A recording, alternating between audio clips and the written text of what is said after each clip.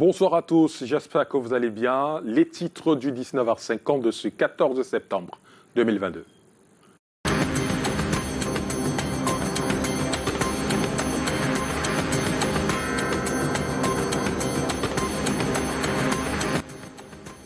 Une opération d'assainissement roule sur le désordre urbain au carrefour Kouaban, banlieue de Yaoundé. Des dizaines de boutiques et points de vente rasés. Les victimes appelées à rejoindre leur nouvel espace aménagé au 10e arrêt de Kouaban. Un homme de Dieu rejeté par les fidèles d'une église évangélique du Cameroun à Loum. Il s'oppose à l'installation du nouveau pasteur. Pendant ce temps, à Bafoussam, cette soutane Julio Kepndo l'aborde déjà. Il laisse son métier de mécanicien pour la voie pastorale.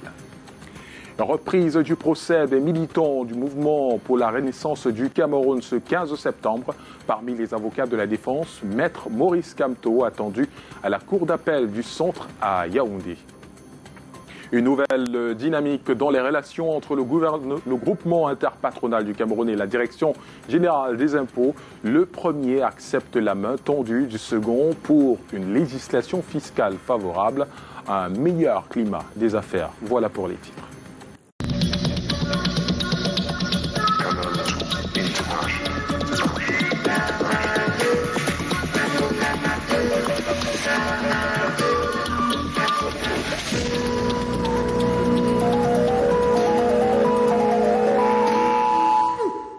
Opération déguerpissement au carrefour Nkouaban, des dizaines de boutiques et points de vente installés dans l'anarchie, complètement rasés par la mairie de Kolafamba dans le département de la Mefoué à Famba.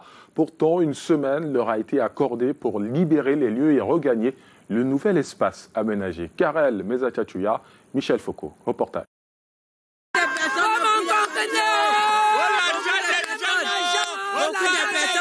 On se croirait dans une cour de deuil. Que non. À l'origine de ces lamentations et grincements de dents, des casses perpétrées dans la nuit d'hier, mardi 13 septembre, à ce mercredi 14. Des dizaines de boutiques et points de vente installés dans l'illégalité au carrefour Kouaban, situé dans l'arrondissement de Kolafamba, département de la Mefoué à Famba, région du centre, à terre. Les occupants aussi. Ma mère m'a appelé depuis 1 heure qu'elle vient porter ces choses là-bas. Voilà, partout là-bas, on a déjà cassé, renversé toutes les choses là-bas. Les mamans vont faire comment pour payer nos études? Nos enfants ne sont pas encore inscrits. Et on va faire comment?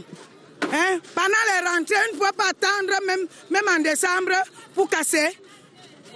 Il n'a pas pitié de nous. Voilà mes 3 millions que je venais d'investir, ça ne fait même pas 2 mois. À la manœuvre, la mairie de Kolafamba.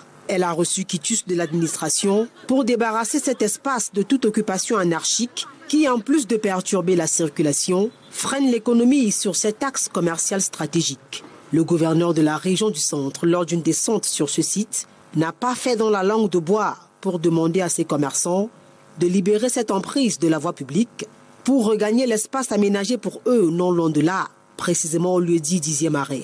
C'était le 1er septembre 2022. Il est question donc pour nous de sensibiliser ces populations, de rejoindre le marché qui a été reconnu par la mairie. Donc les autres marchés qui existent doivent fermer. Les différents points de changement illégaux là-bas doivent cesser pour fluidifier le trafic.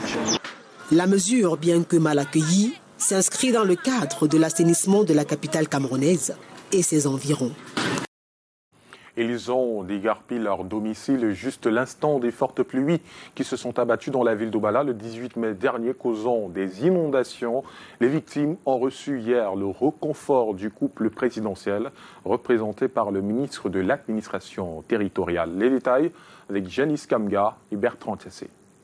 C'est tout sourire que les victimes des inondations du 18 mai dernier à Obala reçoivent les présents du couple présidentiel. Le chef d'État, c'est le père de la nation. C'est le père de nous tous, n'est-ce pas?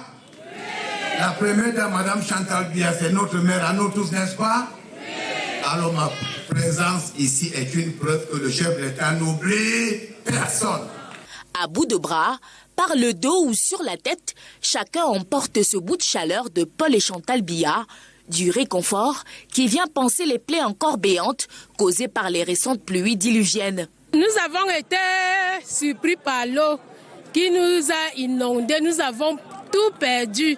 Quand l'eau est arrivée, je n'ai pu prendre que mes enfants. Les bandits sont aussi arrivés pour ramasser même les choses qu'on séchait. Le paquet minimum est constitué de matériel de première nécessité, à l'instar de matelas, de seaux et de conserves qui leur permettront de tenir le temps que le beau temps revienne. Ça va quand même me suer les larmes, ça va m'aider, ça va beaucoup m'aider. Puis il y a un matelas qui peut quand même me coucher. Donc je le dis merci. Nous sommes émus. Et nous disons sincèrement merci au chef de l'État. Le message de compassion porté par le ministre de l'administration territoriale qu'accompagne une forte délégation d'officiels finit de rassurer les sinistrés de ce qu'ils ne sont pas seuls. Des sinistrés avaient bien besoin de cela pour se rendre compte que le gouvernement n'oublie personne. Par ailleurs, les émissaires ont tenu à toucher du doigt les difficultés auxquelles font face ces résidents. Cap sur le quartier Abokolo, où le pont sur la rivière Foulou a cédé face à la fureur des eaux et où plane une menace encore plus grande. Et vous l'avez vu, les infrastructures de la localité n'ont pas été épargnées. C'est le cas du pont La Foulou qui a cédé à la fureur des eaux, laissant les riverains dans le désarroi total. Le passage de fortune qui sert actuellement à la traversée n'offre aucune garantie de sécurité. Une fois de plus, Janice Kamga et Bertrand Tiassé. Voici ce qui reste du pont de La Foulou. Il s'est effondré à la suite des pluies diluviennes qui ont refait le portrait de la ville d'Obala le 18 mai dernier, défigurant à cet endroit le quartier Abokolo. La route est coupée, il faut contourner. Les voies de contournement sont assez longues et ne leur permettent pas une bonne mobilité. De passage dans la localité, le ministre de l'administration territoriale, dépêché au chevet des populations sinistrées par le chef de l'État, se rend bien compte du danger permanent qui plane sur les riverains avec les intempéries. Il suffit d'une petite situation de bousculade. Ça sera extrêmement catastrophique. Donc ça, c'est très, très dangereux. En cette période de rentrée scolaire, ce sont des milliers d'élèves qui doivent désormais passer au quotidien cette épreuve de gymnastique afin de se rendre dans leurs établissements scolaires respectifs, car le pont sur la rivière Foulou dessert 3 lycées. Les autorités prennent ici la pleine mesure de l'urgence d'une intervention.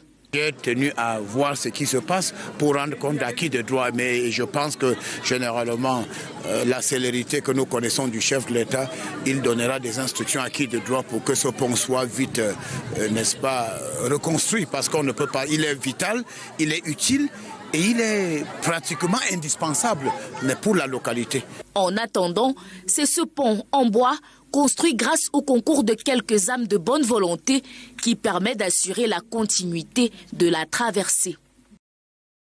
Désigné pour assurer à ses ouailles la traversée vers le chemin de la vie éternelle, un pasteur se voit rejeté par ses fidèles à Loum, département du Mungu, région du littoral. L'homme de Dieu de l'église évangélique du Cameroun se retrouve désormais à la Belle Étoile et à la merci des intempéries. On voit cela avec nos correspondants Arnaud Devarionda et Luciano Dodonjako. Ici en image, les bagages du nouveau pasteur de l'église évangélique du Cameroun, paroisse de Loum A. Arrivé dans la ville, à l'idée de prendre service en remplacement de son prédécesseur décédé, son accueil ne sera pas chaleureux. Même l'arrivée de la pluie ne fera pas changer d'avis au Conseil des Anciens qui a décidé de lui fermer la porte. L'ouvrier de Dieu est reproché d'avoir un passé sombre dans les différentes communautés où il a servi. C'est la personnalité de l'homme qui fait que nous le recusons. Parce que nous avons écrit à la direction de l'EEC qui n'ont pas tenu compte de notre correspondance. Après lecture des différentes postes, tous les anciens de Loum A ont contesté. Ils ont dit qu'ils ne veulent pas de ce pasteur. On ne sait pas pourquoi il a apporté même les choses sans nous dire.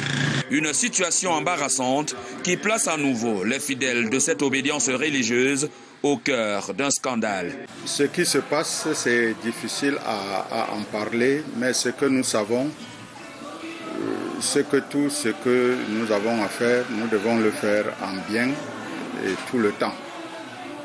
Nous aussi, nous sommes devant cette situation un peu désemparée parce que nous ne comprenons pas.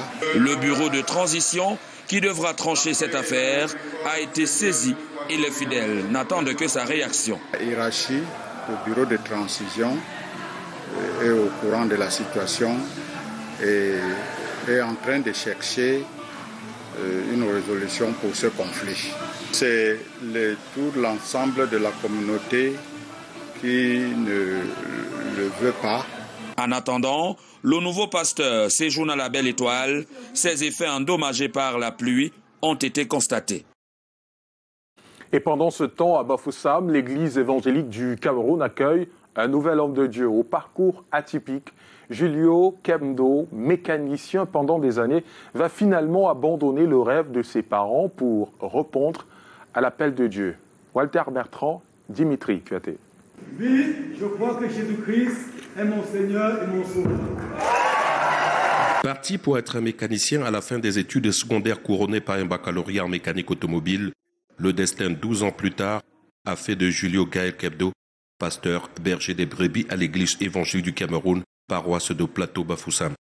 Il vient d'être installé dans cette paroisse historique de la région synodale de la Mifi au cours d'un culte spécial. Dans la mécanique, je n'ai jamais été à l'aise dans la mécanique. Ça n'a pas été mon appel. Mes parents m'ont engagé dans la mécanique. J'ai fait la mécanique pendant quelques années. J'ai travaillé dans des garages, mais je n'ai jamais eu le fardeau d'un bon mécanicien.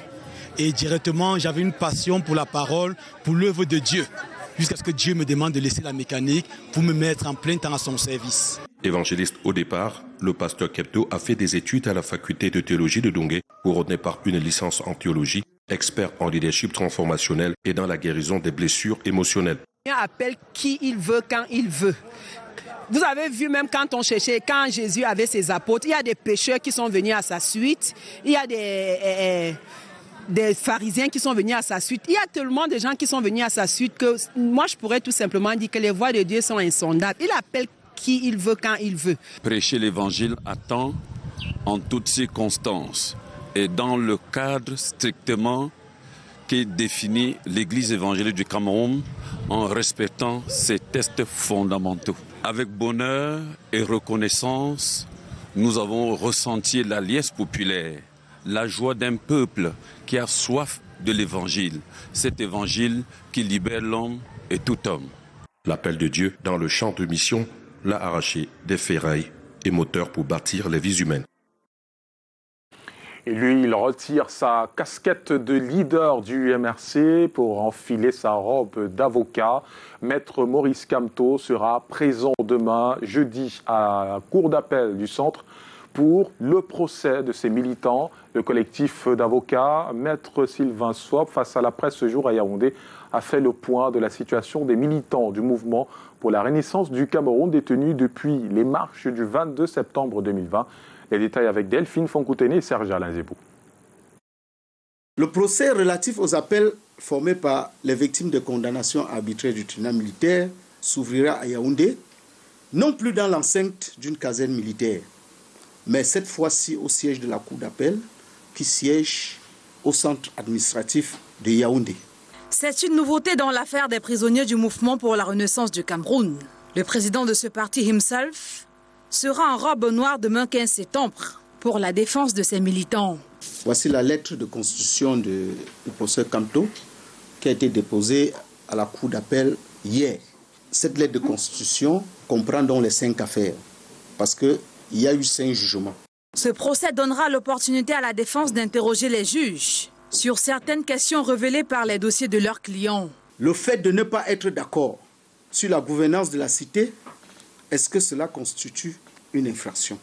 Les opérations de maintien rétablissement de l'ordre peuvent-elles, sans mandat, mener à des perquisitions, arrestations dans les domiciles privés et nuitamment?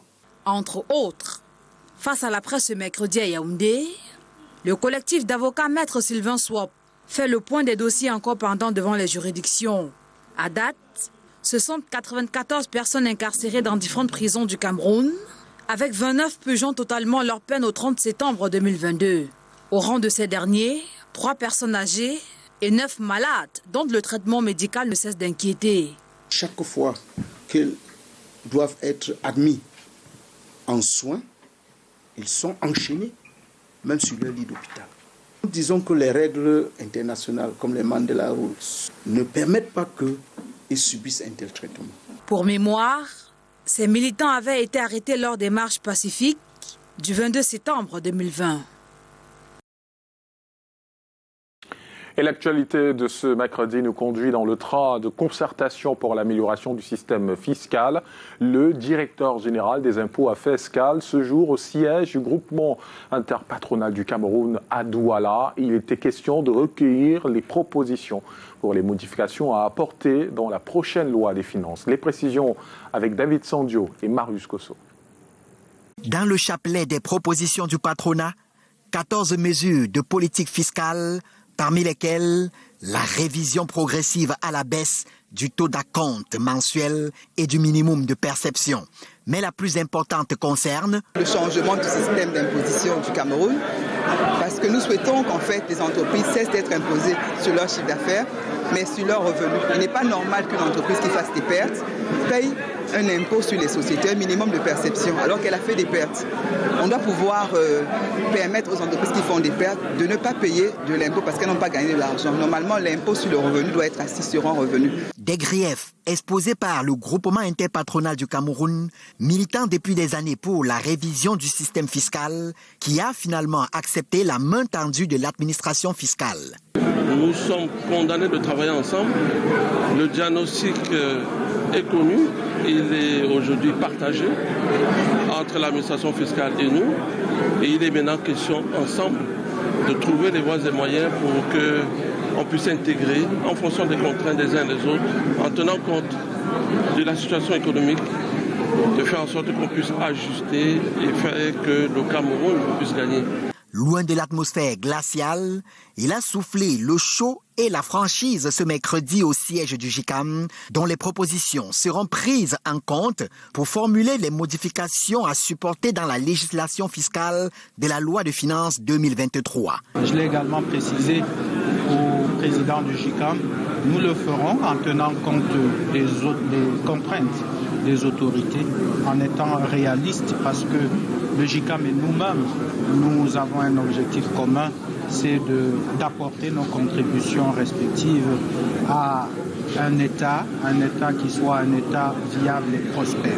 Les deux institutions sont désormais engagées à travailler pour concrétiser leur vision commune.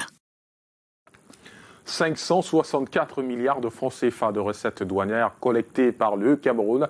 C'est ce qu'affiche le compteur à fin août 2022, soit une hausse de près de 4% comparée à la même période l'année dernière.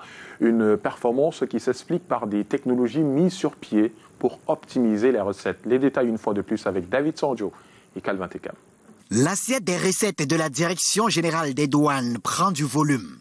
Le pointage au soir du 31 août fait état d'une collecte de 564 milliards de francs CFA.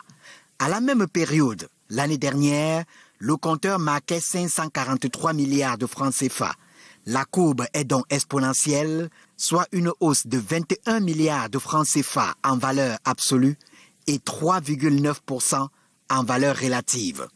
À l'administration des douanes, cette hausse des recettes est à mettre à l'actif des innovations technologiques qui permettent une meilleure optimisation et mobilisation des ressources, la traque des véhicules non dédouanés, l'authentification de bordereaux du dédouanement du véhicule candidat à l'immatriculation, ce qui réduit les chances des fraudeurs qui causaient un manque à gagner dans le secteur. En plus, l'opération halte au commerce illicite Alcomi quadrille le territoire national. Et cela permet d'ailleurs de rattraper au plan physique les failles que peuvent présenter le contrôle. En 2022, la douane s'est donné pour objectif les recettes de 863,9 milliards de francs CFA, des projections en hausse de 1,4% par rapport aux réalisations de l'exercice 2021. Pour les 4 derniers mois de l'année 2022, 299,9 milliards de francs CFA doivent être mobilisés pour atteindre ce résultat et les stratégies sont visiblement en marche. Et protéger la biodiversité et l'environnement est une cause qui engage les fonds. Ces derniers doivent être bien redistribués pour la victoire face au changement climatique. Une rencontre dans ce sens a eu lieu à Douala et on voit cela avec Aimé Catherine Moukouri et Thierry Nana. Agir intelligemment pour l'environnement, c'est l'idée du consortium africain des fonds pour l'environnement. La deuxième assemblée générale du café, tenue ce 14 septembre à Douala, veut recentrer, canaliser les efforts pour une stratégie plus efficace dans la préservation de l'environnement. Quand on discute d'un ensemble de questions stratégiques, nous sommes quand même sur le plan planétaire dans le contexte de la lutte contre le changement climatique, dans laquelle l'Afrique joue un rôle essentiel. Nous avons des grands enjeux qui se préparent, des grandes décisions qui avaient été prises. Il faudrait que l'Afrique agisse de façon concertée. C'est pour ça que l'ensemble des fonds s'est mis ensemble pour pouvoir faire des analyses efficaces, aller dans des financements efficaces, cohérents. En dehors des fonds existants, il est question de trouver de meilleurs mécanismes de financement pour la protection des airs et la préservation de la biodiversité. C'est un réseau pour les fonds environnementaux basés en Afrique et les fonds individuels pour protéger les ressources sur le continent. Nous sommes là pour partager les expériences et voir comment nous pouvons protéger collectivement ces ressources, la biodiversité et les aires protégées du continent africain. Les partenaires sont impliqués dans ce combat. C'est le cas du KfW. Nous, en tant que coopération allemande, la KfW travaille pour le compte du gouvernement allemand. Nous aimons donner d'investir dans des fonds fiduciaires qui ont l'avantage d'être durables. C'est-à-dire que contrairement à un projet où vous financez quelque chose et après il n'y a plus rien, enfin l'argent ne vient plus, l'argent est investi de manière durable dans une fondation qui, avec les revenus générés par ce capital, peut chaque année, et si tout va bien jusqu'à la fin du monde, assurer le financement de ces parcs. Et donc nous choisissons des parcs qui sont bien gérés. Nous aimons que les parcs soient bien gérés. Là, l'État camerounais peut aussi déléguer la gestion à des experts. La protection de l'environnement est une préoccupation mondiale. Le continent africain, avec ses vastes aires protégées et sa biodiversité, est au centre de cette préoccupation. Et ils sont nombreux à avoir manqué le train de la rentrée scolaire. Les retardataires ont repris le chemin de l'école ce 12 septembre. Et selon certains responsables d'établissement, les problèmes financiers et la surcharge des programmes sont quelques raisons. Reportage, Muriel Aminanga et Raoul Ngofo. Première semaine de classe officielle dans ce collège privé. Nous sommes au quartier Maétion, Komo à Yaoundé 4e. Ici, la rentrée scolaire, c'est ce 12 septembre. Une semaine après la date fixée par le calendrier de l'année scolaire 2022-2023. 630 élèves en moyenne répondent présents. Le principal justifie ce retard par les travaux de réhabilitation de l'établissement. Arranger certaines choses à l'école, on a abouti, et tout a bien commencé. Les enfants étaient à l'heure, tous les enseignants, tous mes personnels, et ils sont en classe. Dans cette école maternelle et primaire d'enfants à besoins spéciaux, malgré la reprise des classes le 5 septembre dernier, une quinzaine d'apprenants sont retardataires ce jour. Raison principale, selon ce directeur, les moyens limités de leurs parents. Les parents éprouvent encore beaucoup de difficultés sur le plan financier. Et il y a également surtout aussi les nouveaux qui venaient aussi de s'enquérir de l'établissement qui est approprié pour leurs enfants. Pour permettre à ces retardataires d'être à la ligne, des méthodes sont mises en œuvre. Il y a pendant les pauses, les enseignants exploitent les pauses pour essayer de réexpliquer, de revenir un peu sur ce qu'il a fait pendant que les nouveaux venus n'étaient pas là. Des initiatives louables, mais qui risquent d'être inefficaces au-delà de 3 semaines de retard selon ces professionnels de l'éducation. Le spectacle de l'artiste Lady Ponce a marqué un grand coup à l'Olympia à Paris en France. Parmi les éléments qui illustrent la réussite de la star camerounaise a frayé un succès, là où les dates du genre se font rares. De plus, le Bikouti continue d'avoir le vent en poupe contrairement aux tendances qui classent la musique urbaine devant les rythmes dits locaux. Et enfin, le visage d'une artiste qui tient depuis 18 ans dans le succès. La chronique culturelle porte la signature d'Aimé Catherine Moukouri.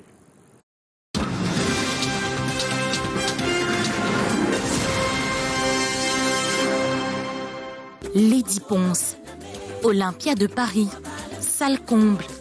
Un groupe de mots combinés qui donne des couleurs à la musique camerounaise.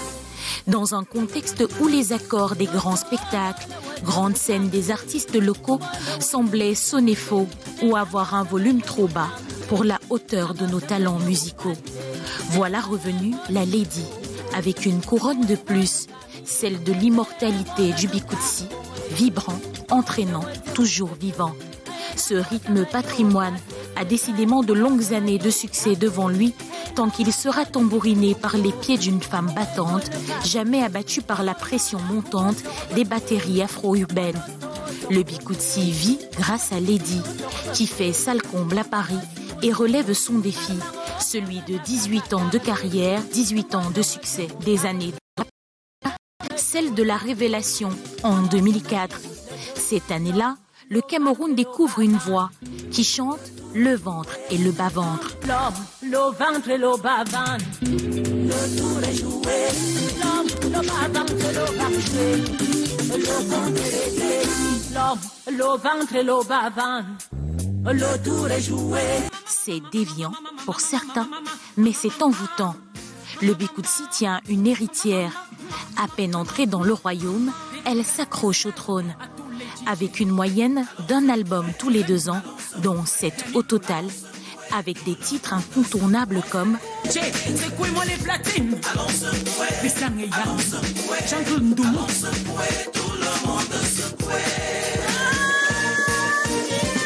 des paroles piquantes, des pas de danse. On connaît Lady Ponce pour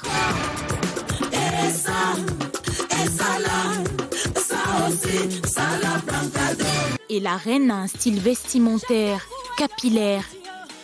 Bien que critiqué par les observateurs carrés, il est copié par une jeunesse qui, elle aussi, sont en émoi.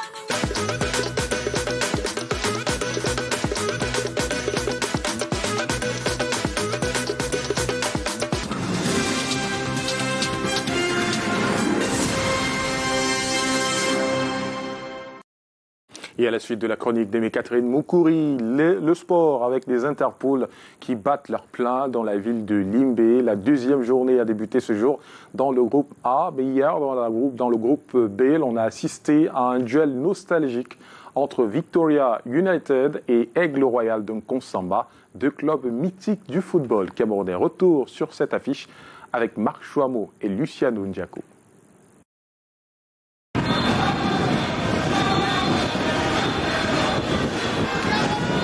Les fans de foot de la ville de Limbé n'ont pas voulu manquer les retrouvailles entre 2 clubs mythiques du football camerounais ce mardi après-midi au stade annexe Omnisport de Limbé. Victoria United au Popo, fort de sa victoire lors de la première journée, se présente devant une ambitieuse formation d'Aigle Royal du Mungu qui fait sa première sortie dans ses Interpol. Les 2 équipes ont tellement joué sur les calculs qu'aucune d'elles ne s'est livrée. Aux grandes dames des sélectionneurs nationaux des Lions A', présents dans les gradins à la recherche des talents pour le CHAN à venir. Au final, un 0-0 qui n'arrange personne. Ce que moi je regrette amèrement, c'est le fait que mes joueurs n'étaient pas calés dans les 30 derniers mètres. Et en plus, on est rentré très timidement dans le match.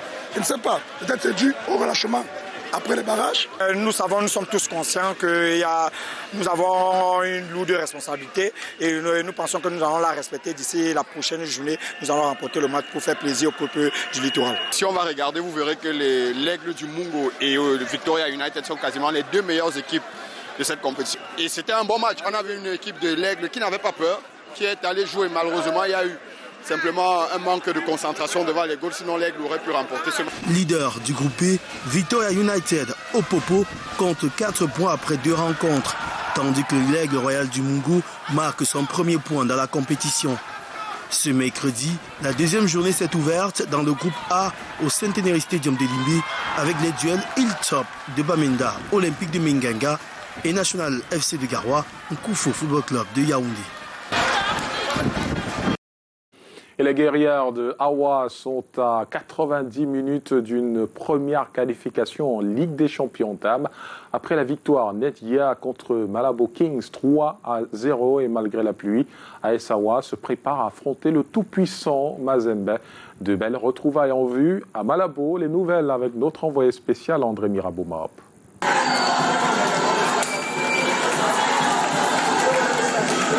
Les Camerounaises de AS Awa ont bien dansé au stade de Malabo et même à leur hôtel après la victoire nette 3-0 contre Malabo Kings et le ticket validé en finale du tournoi de qualification pour la Ligue des Champions dames. Les filles avaient vraiment faim, comme je dis.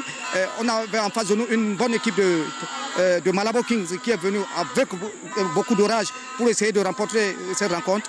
Et vous voyez, nous, on les a eu peut-être en appui remise profondeur. C'est sur ça qu'on a joué avec un bloc équipe. Face au local et quasiment dos au mur, les guerrières allument la première mèche sans succès. Elles trouvent finalement la faille à la 35e minute grâce à Annie Félicia. Awa réussit le break juste avant la pause dans un cafouillage.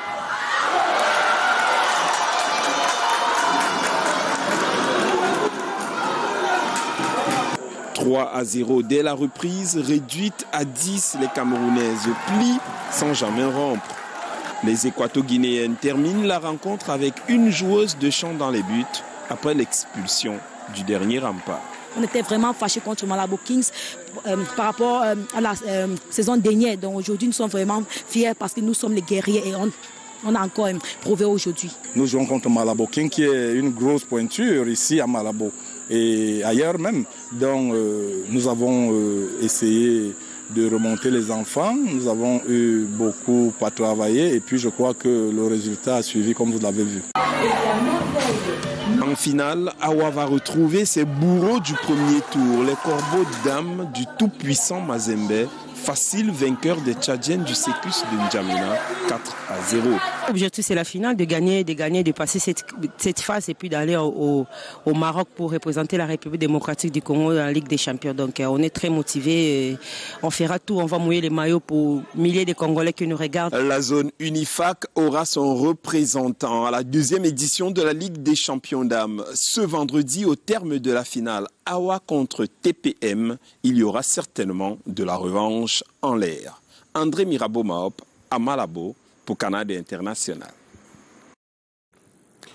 Après le sport, l'actualité à l'étranger, le pape appelle les chefs religieux à participer à la paix dans leur environnement au regard des inégalités dans le monde. C'est au cours du congrès des chefs de religion mondiale au Kazakhstan, la France condamnée par les cours européennes des droits de l'homme pour refus d'études de rapatriement des familles.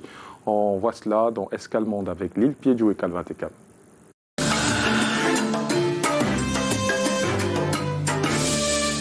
Le site industriel d'Aak, leader mondial des arts de la table, fait face à une crise énergétique sans précédent. Acculé par la hausse du prix du gaz et la baisse des commandes, le groupe a pris la décision d'arrêter plusieurs de ses fours au cours de l'hiver prochain. On est aujourd'hui à 200 € le mégawattheure, alors qu'en 2021, nous achetions ce mégawattheure aux alentours de 13 €. Donc vous avez en fait une augmentation de prix énorme qui ne nous permet plus de maintenir un niveau de production tel que nous le souhaiterions. Alors aujourd'hui, c'est des fours qui sont à peu près à 1500 degrés. C'est la température de nos process pour fondre le verre. Donc forcément, ça consomme de l'énergie. Dans la phase d'arrêt, on va devoir les arrêter doucement pour les préserver et être capable de les redémarrer dès que la conjoncture sera meilleure. Aujourd'hui, on va geler les embauches. On va avoir... c'est à peu près 250 départs en retraite en 2023. On va avoir un certain nombre de personnes qui vont probablement démissionner, plus une réduction drastique des intérims. Aujourd'hui, on est à peu près encore à 400-500 intérimaires équivalent temps plein par mois. Donc ça va être très compliqué.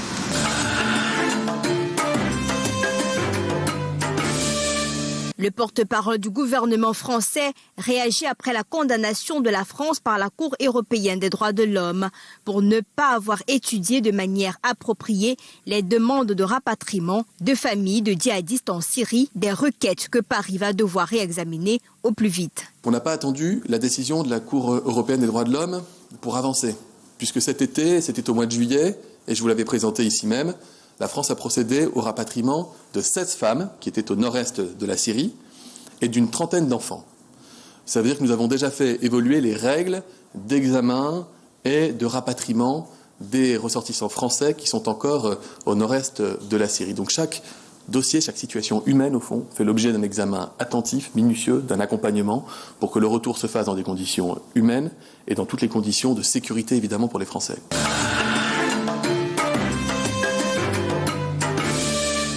Le pape François insiste sur la nécessité de rechercher la paix par le dialogue, déplore les injustices et les inégalités et évoque les migrations de populations de plus en plus massives dans son discours au congrès des chefs des religions mondiales et traditionnelles au Kazakhstan. Tant que l'inégalité et l'injustice continueront à proliférer, il n'y aura pas de fin au virus, encore pire que le Covid, les virus de la haine, de la violence et du terrorisme. Dieu est paix. Il nous guide toujours sur le chemin de la paix, jamais sur celui de la guerre.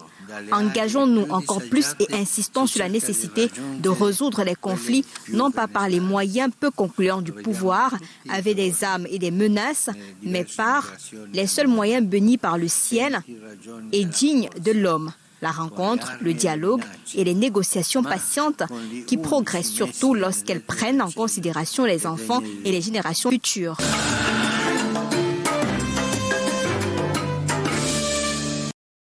De la réclame avant de refermer ce journal, l'enseignement supérieur peaufine les préparatifs de la prochaine rentrée académique à l'Institut universitaire polytechnique bilingue Les Armandins ISPA.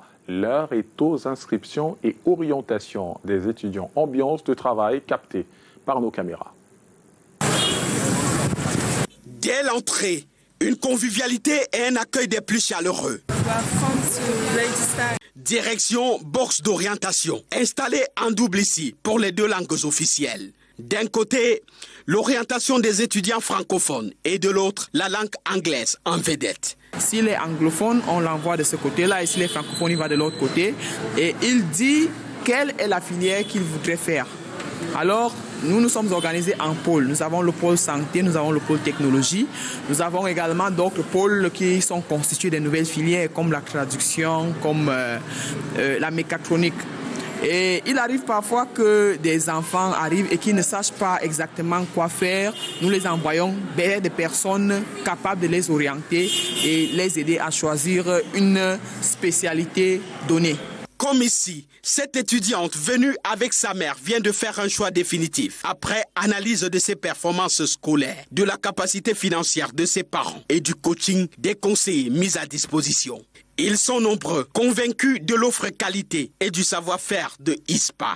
ISPA, je me suis renseignée, il y a les meilleurs profs et c'est propre. Parce que dans le privé, dès que tu as ton BTS, ta licence professionnelle, tu peux faire facilement un CRU. Et aussi avec ISPA, on peut décrocher une bourse scolaire. Donc, pour l'étranger.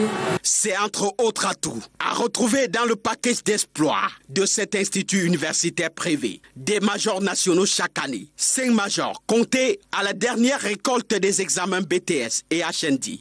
Un cadre propre, calme et sécurisé. Des laboratoires équipés.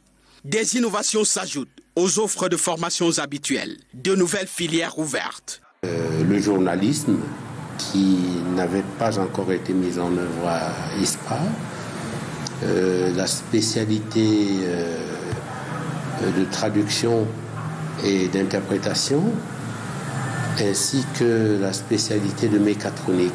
Nous avons un partenariat qui démarre cette année avec le ministère de la Santé pour la formation dans le domaine de la santé des Camerounais qui ont passé un concours de mine santé. Pour la rentrée prochaine, on s'assure du tout neuf, comme souvent, à coups de pinceau. Le temps court. Et c'est la fin de ce journal. Merci de nous avoir suivis. Je vous donne rendez-vous demain, même lieu, même heure, 19h50. Bonsoir.